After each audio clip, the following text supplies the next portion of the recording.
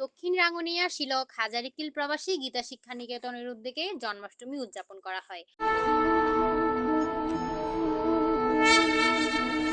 নমস্কার, আমি স্বাতী দাস। এতক্ষণ শুনছিলেন সনাতনীয়ম সংবাদের শিরোনাম, এখন বিস্তারিত। গত 16ই আগস্ট রোজ শনিবার পরমেশ্বর ভগবান শ্রীকৃষ্ণের 5252তম শুভ জন্মাষ্টমী উপলক্ষে মঙ্গল শোভাযাত্রার আয়োজন করা হয়।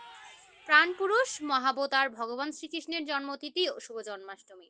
দ্বাপর যুগের শেষ দিকে এই মহাপুণ্যতিথিতে মথুরা নগরীতে অত্যাচারী রাজা কংসের কারাগারে বন্দী দেবকী ও বাসুদেবের বেদনাহত ক্রোধে জন্ম নিয়েছিলেন পরমেশ্বর ভগবান শ্রীকৃষ্ণ। সনাতন ধর্মানুসারে পরমেশ্বর ভগবান শ্রীকৃষ্ণ অত্যাচারকারীর বিরুদ্ধে দুর্বলদের অধিকার প্রতিষ্ঠা ও দুষ্টের দমন ও সৃষ্টির লালন করতেই এই পৃথিবীতে আবির্ভূত হয়েছিলেন। শান্তিহীন পৃথিবীতে শান্তি আনতেই শান্তিদাতা শ্রীকৃষ্ণের আবির্ভাব। ধর্মানুসারে ঈশ্বর তত্ত্বের মহান প্রতীক হচ্ছেন শ্রীকৃষ্ণ। বেদে তিনি ঋষিকৃষ্ণ, দেবতা কৃষ্ণ, মহাভারতে রাজর্ষি কৃষ্ণ, শাসক ও প্রজাপালক কৃষ্ণ, অত্যাচারী দমনে যোদ্ধা কৃষ্ণ, ইতিহাসে যাদব কৃষ্ণ, দর্শন শাস্ত্রে সচিদানন্দ বিগ্রহ কৃষ্ণ, শ্রীমদ্ ভাগবত গীতায় অবতার কৃষ্ণ, দার্শনিক কৃষ্ণ, পুরুষোত্তম কৃষ্ণ, ঈশ্বরায়িত কৃষ্ণ। ঐতিহাসিকদের বিবেচনায় খ্রিস্টপূর্ব 900 থেকে 1000 সালে সনাতন ধর্মের প্রাণপুরুষ শ্রীকৃষ্ণের আবির্ভাব ঘটে। তার জন্মের সময় এই বিশ্বব্রহ্মা পাপ ও অরাজকতায় পরিপূর্ণ ছিল। তাই মানবজাতিকে রক্ষার জন্য ভগবান শ্রীকৃষ্ণের আবির্ভাব ঘটে।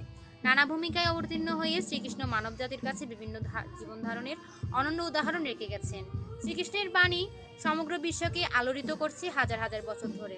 শ্রীকৃষ্ণের শিক্ষা হলো সংঘর্ষ ও অন্যায়কে পরাভূত করে শান্তি প্রতিষ্ঠা করা। এই পবিত্র দিনে সকল অকল্যাণ ও অশুভ শক্তির বিরুদ্ধে অন্তরাত্মাকে জাগ্রত করার শপথ নিতে হবে। এই উপলক্ষে দক্ষিণ রাঙ্গুনিয়া শিলক হাজারীকিল প্রবাসী গীতা শিক্ষা নিকেতনের পক্ষ থেকে দিনব্যাপী বিভিন্ন অনুষ্ঠানমালার আয়োজন করা হয়েছে। মঙ্গল শোভাযাত্রা, শিক্ষার্থীদের দলীয় ভজন, হরিনাম সংকীর্তন করে সকল ভক্তবৃন্দ সকলের মুখে মুখে হরিনাম, শঙ্করধ্বনি, উলুধ্বনি, ঢাক ঢোল অনুষ্ঠানে সুন্দর পরিবেশ সৃষ্টি করে। পথে পথে হরিনামের ধ্বনি ছড়িয়ে দেয়, চারপাশ মুখরিত হয়ে ওঠে। শোভাযাত্রা শেষে কমিটির সদস্যগণ বক্তব্য রাখেন, পরমেশ্বর ভগবানের জীবনী তুলে ধরেন এবং গীতা শিক্ষালয়ের সিনিয়র শিক্ষার্থীরা তাদের মনের অনুভূতি প্রকাশ করেন। অনুষ্ঠান শেষে প্রসাদ বিতরণ করা হয়। উক্ত অনুষ্ঠানে শত শত ভক্তের সমাগম ঘটে।